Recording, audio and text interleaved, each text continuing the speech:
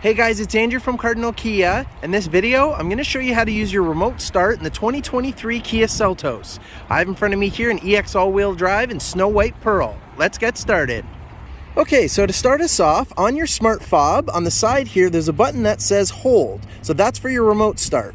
So we're going to go ahead and lock the car. The vehicle's already off, of course. I'm going to go ahead and press that hold button for a few seconds. The lights are going to flash, and the vehicle is now running.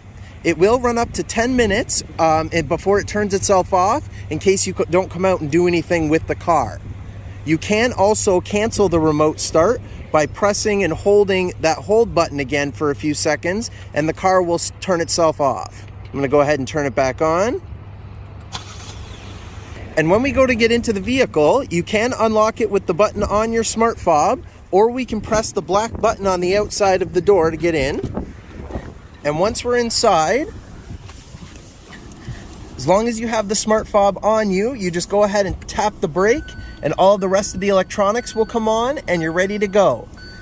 It will remember what you've last set your climate control to. So it won't automatically turn it on, but if you happen to leave it on, which I put the heat up a little bit before I went to go get in, it remembered I had it on and it will turn it on when you go to remote start. And that's how you do it. Thanks for watching, guys.